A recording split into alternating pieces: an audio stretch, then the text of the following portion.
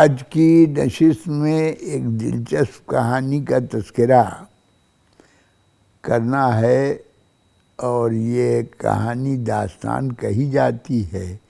میرے حساب سے داستان کی جو تعریف ہے وہ اس پر نہیں صادق آتی، یہ ایک کہانی ہے، مگر یہ کہانی اتنی اہم ہے کہ اگر اس کہانی کو آپ نکال لیجئے تو دو زبانیں بیک وقت لنگڑی ہو کے رہ جائیں گی، ایک کا نام اردو، ایک کا نام ہندی۔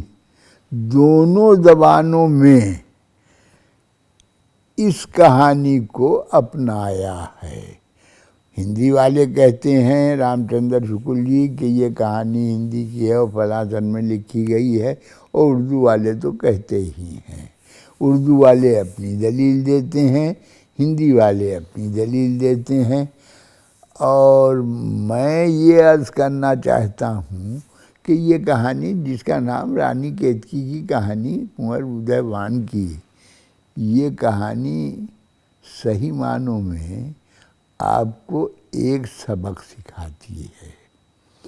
اسے داستان اور کہانی کے روپ میں نہ پڑھیے۔ یہ کہانی سبق سکھاتی ہے لسانی ہم آہنگی کا۔ یہ سبق سکھاتی ہے کہ ایسا ممکن ہے اور ہوا ہے، اور اردو والے نے اس کی کوشش کی ہے۔ جیسے انشا نے لکھا ہے ابتدائی میں کہ وہ آؤ بھاؤ تاؤ دکھاؤں کہ کہانی میں ہندوی چھٹ کسی اور کا پٹ نہ ملے۔ انشا نے اس کا اہتمام کیا ہے۔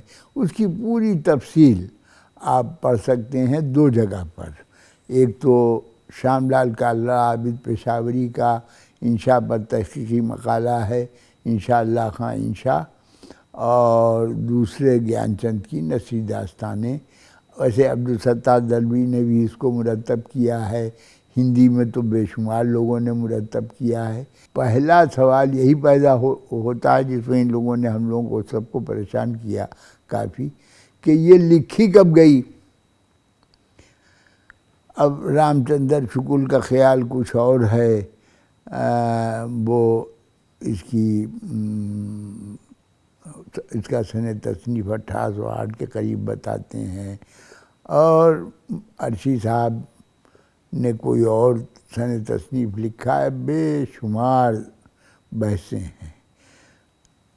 میں نے کوشش کی اور پڑھا، اور بھائی میں اس نتیجے پر پہنچا کہ یہ سب بتانے کے بجائے آپ کو سیدھے سیدھے سب لوگوں کی بحث کا جو خلاصہ انشا پر مستند محقق شام لال کالرا عابد پشاوری ہیں، جن کی کتاب انشاء اللہ خاں انشا ہے، ان کی رائے سے اتفاق کر لوں۔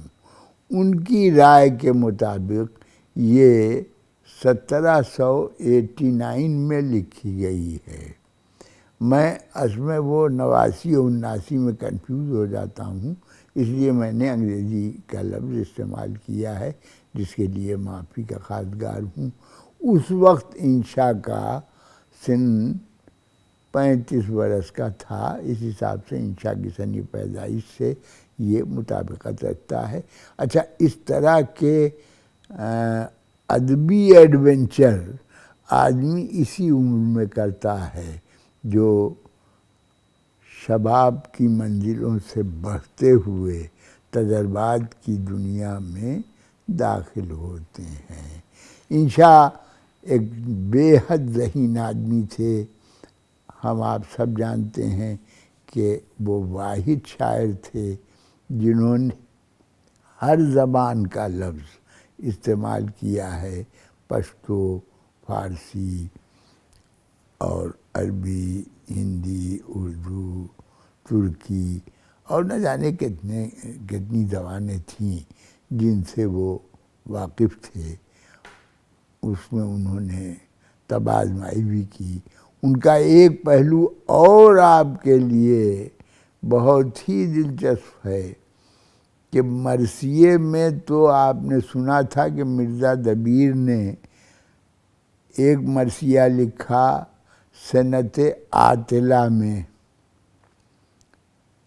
جی سنت عاطلہ مطلب جس میں نقطہ نہ ہو، سنت غیر منقوطہ و مہملہ بھی کہتے ہیں اس کو۔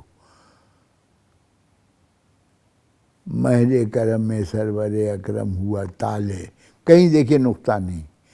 انشا نے بھی سلک گوہر نام کی ایک داستان لکھی۔ آپ سوچیے کتنا مشکل کام ہے، انہوں نے بھی اس میں سنائی کے جوہر دکھائے۔ تو اپنی صنعتوں کے اعتبار سے، اپنے ذہن کے اعتبار سے بھی انشا ایک ایسی شخصیت تھے جن سے ہم سب کچھ توقع کر سکتے تھے۔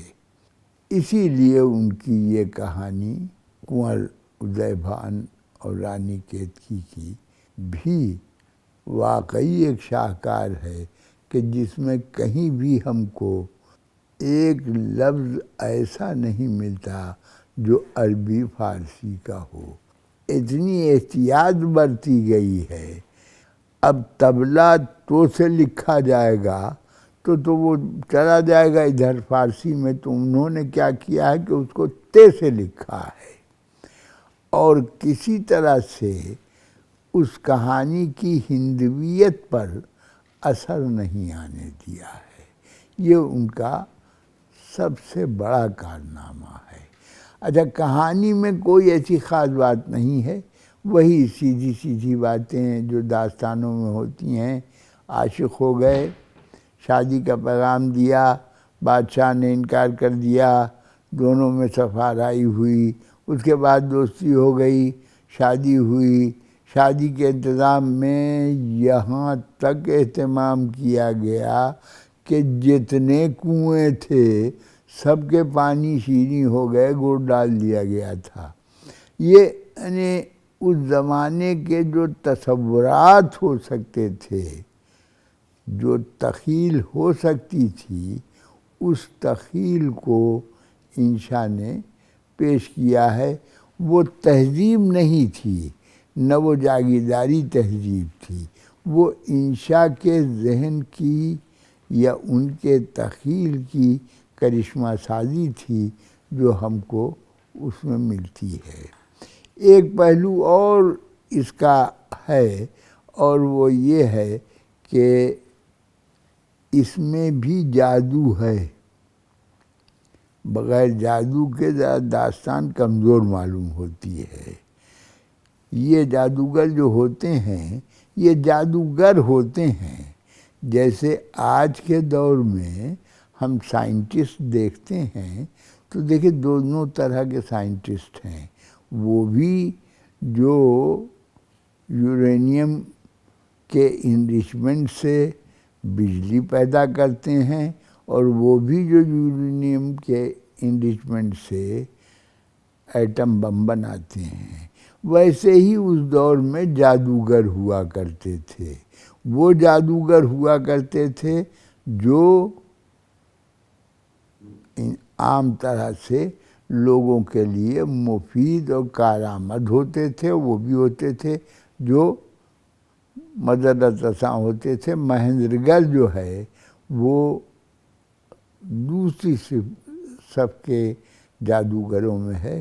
سب سے اہم پہلو یہ ہے کہ مہندرگڑھ آخر میں قابو میں آ جاتا ہے اور داستانوں کی طرح سے ختم نہیں کر دیا جاتا، بلکہ ایک طرح سے تائب ہو جاتا ہے۔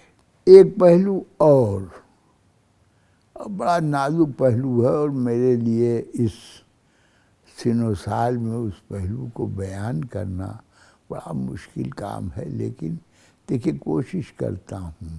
وہ ہے جذبات کی فراوانی۔ محبت جب ہو جاتی ہے کسی سے تو پھر ایک لڑکی دوسری لڑکی سے کیسے اپنے جذبات کا اظہار کرتی ہے، اور جب کیتکی کہتی ہے ارے تو نے کچھ سنا، میرا دل اس پر آ گیا ہے۔ سیدھی سیدھی بات، کہیں کوئی گھماؤ پھراؤ تشبیہ استعارہ نہیں، دل آ گیا ہے، جان دیتے ہیں۔ اور جب لڑائی ہونے کا ڈر ہوتا ہے تو وہی کیتکی کہتی ہے کہ یہ کیسی محبت ہے کہ یہاں لہو برسنے لگا۔ یعنی محبت میں خونریزی کا تصور نہیں ہے، کوئی فلسفہ نہیں، کوئی فکر نہیں، سیدھی سیدھی محبت ہے۔ اور اس محبت میں ظاہر ہے کہ محبت وہی ہے جہاں پردہ نہیں ہوتا، حجابات نہیں ہوتے، بالکل کسی طرح کا کلف نہیں ہوتا۔ محبت ہے تو محبت ہے۔ زبان کے سلسلے میں جو نزاکتیں ہیں اس کی، وہ پڑھنے سے ہی تعلق رکھتی ہیں۔ بعض تصویریں اتنی نادر ہیں کہ کیا عرض کروں، مثلاً شباب کی تشریح کے لیے لکھتے ہیں انشا، معلوم ہوتا تھا کہ سورج کی ایک کرن اس کے جوبن کے جوت سے آ ملی ہے۔ اب اس پر صرف غور کر کے اس سے لذت لی جا سکتی ہے، اور اس پر کوئی تبصرہ نہیں ہو سکتا۔ یہ اتنا نرم و نازک خیال ہے کہ تشریح سے اس کے ٹوٹ پھوٹ جانے کا ڈر ہے۔ ایک چیز اور عرض کرنا چاہتا ہوں جس پر کسی صاحب نے غور نہیں کیا، اس پہ اتنا لکھا ہے لوگوں نے، عبدالستار دلوی نے، رام چندر شکل نے، ہندی کے تو تقریباً ہر آدمی نے لکھا ہے، اردو میں بھی ہمارے ہاں گیان چند نے تو لکھا ہی ہے، عابد پشاوری نے لکھا ہے۔ ان سب کو پڑھیے یا نہ پڑھیے، عابد پشاوری کو ضرور پڑھ لیجیے گا ان کی کتاب میں۔ لیکن سب کے لکھنے کے بعد بھی وہ بات کہنے والی جو ہے وہ کہی نہیں جا سکتی، وہ صرف پڑھی جا سکتی ہے، اس سے مزہ لیا جا سکتا ہے، اس سے روح کو مسرت حاصل ہوتی ہے۔ انشا کا یہ کمال ہے کہ انہوں نے اس میں چھوٹا سا نہایت ہی لطیف رومانی پہلو رکھا ہے۔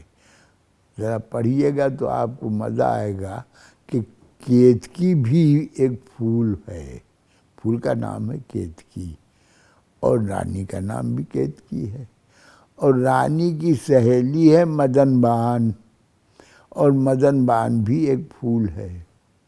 تو یہ پھولوں کے درمیان کی گفتگو جب محبت کی کہانی سناتی ہے تو ایک عجیب سا نشہ سا طاری ہوتا ہے۔ کچھ مثالیں میں دے رہا ہوں، یہ اتنی مثالیں یاد رکھنا ناممکن ہیں، تو گیان چند نے ثابت کیا ہے کہ یہ داستان اردو کی ہے، اس لیے کہ یہ اردو رسم الخط میں ہے۔ اس کے بعد وہ لکھتے ہیں کہ انشا اردو کے ادیب تھے، ہندی میں انہوں نے کوئی دوسری تصنیف نہیں کی۔ انشا نے قصے کی زبان کے سلسلے میں جو التزامات کیے ان کی تشریح یوں کی جا سکتی ہے، ان میں باہر کی بولی یعنی عربی، فارسی یا ترکی کے الفاظ نہیں ہیں، گنواری یعنی برج اور اودھی وغیرہ سے احتراز کیا ہے، بھاکا پن نہیں ٹھونسا ہے، یعنی سنسکرت آمیز ہندی نہیں ہے۔ انہوں نے عربی فارسی کے متعدد الفاظ ہماری زبان میں اس طرح داخل کیے ہیں کہ ہندی میں ان کا عام فہم نعم البدل نہ ملے گا، مثلاً دوات، قلم، صندوق، سفارش وغیرہ۔ انشا نے اپنی کہانی میں بعض ایسے الفاظ استعمال کر لیے ہیں جو اصلاً باہر کی زبانوں کے ہیں، لیکن ان کو مہنت کر کے برتا ہے۔ مہنت کے معنی ہے ہندی آیا ہے، ہندی زبان میں ڈھالا ہے، تو اس کے لیے ہم مہند یا معرد کے معنی اردو بنا لینا، مہند کے معنی ہندوستانی بنا لینا، معرب معنی عربی بنا دینا، مفرس معنی فارسی بنا دینا، ان کو مہند کر کے بڑھتا ہے۔ اور جیسے نہ اور نا، یعنی ہم کہتے ہیں نا نا، نون الف نا، یہ ہندی ہے، نا یہ فارسی ہے۔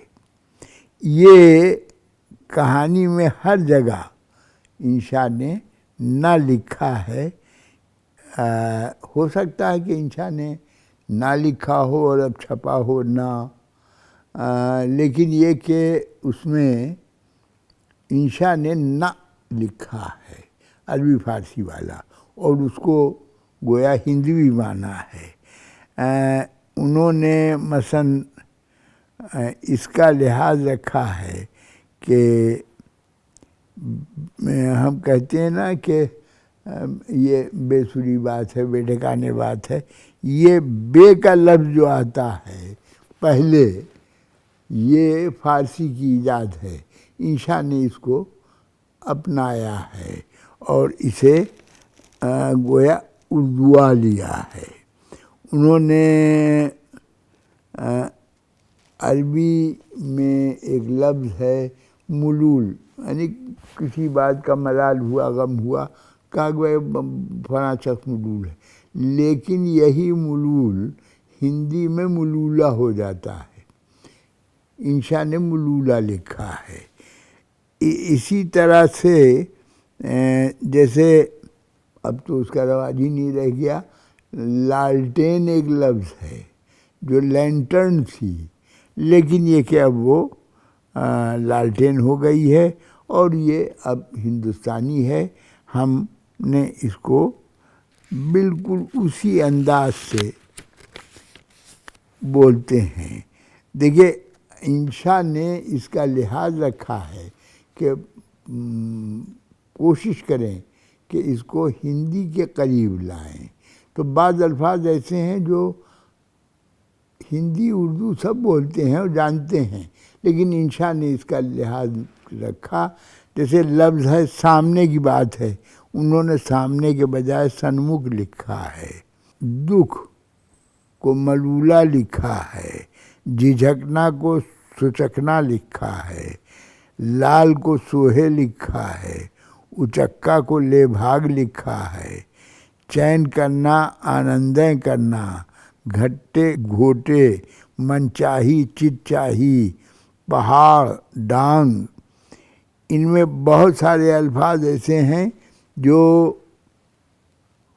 خود انشا کی اپنی ایجاد و اختراع ہیں۔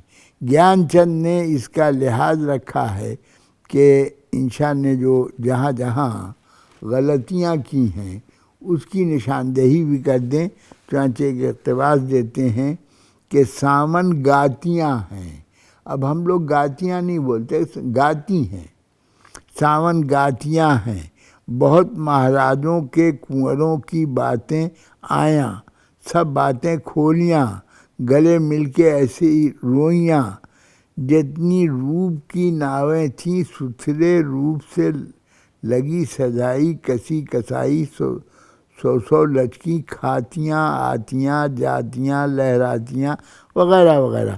یہ کوئی ایسا انداز ہے جو مقبول نہیں ہو سکتا تھا، یہاں انشا ذرا سا دھوکہ کھا گئے، لیکن خود جو ان کا دعویٰ اور ان کا منشا تھا وہ اس کتاب سے پورا ہوتا ہے۔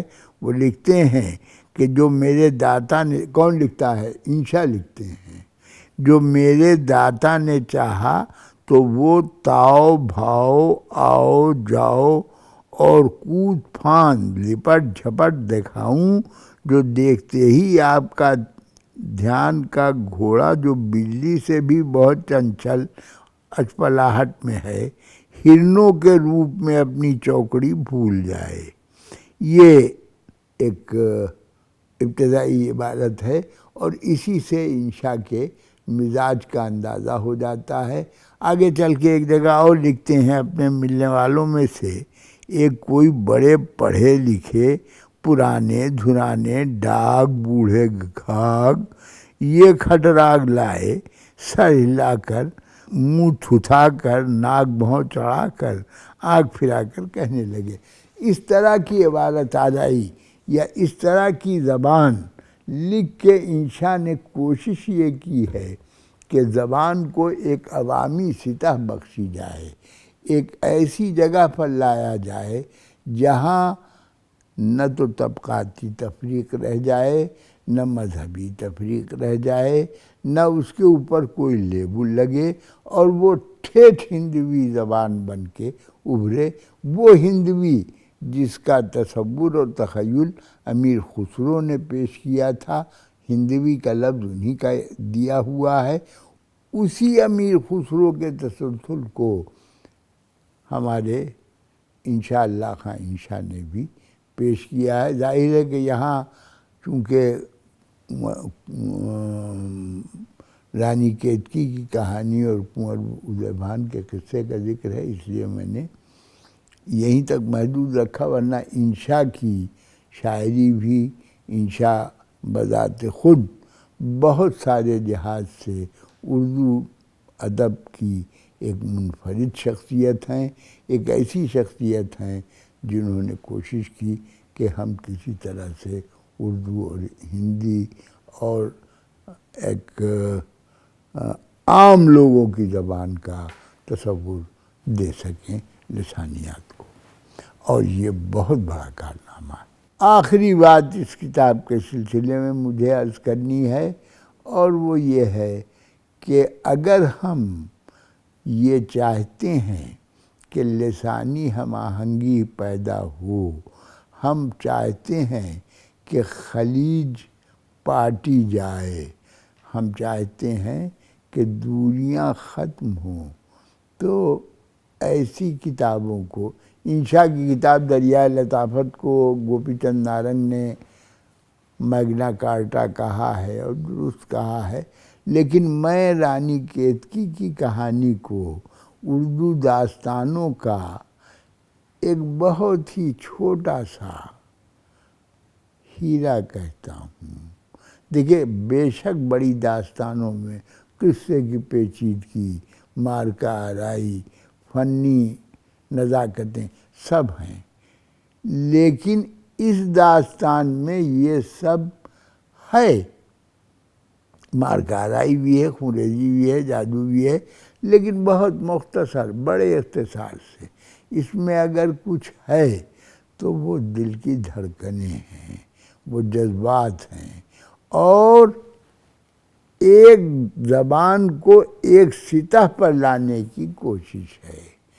جو انشاء نے دعویٰ کیا کہ ہندوی چھٹ دوسری زبان کا پٹ نہ ہو، گنواری نہ ہو، تو وہ پہلو اس کتاب کا سب سے اہم پہلو ہے، اور اسی وجہ سے اردو نثر کی تاریخ میں ہم رانی کیتکی کی کہانی کو اہمیت بھی دیتے ہیں، مرتبہ بھی دیتے ہیں، اس کے موقف کا تعین بھی کرتے ہیں۔ شکریہ۔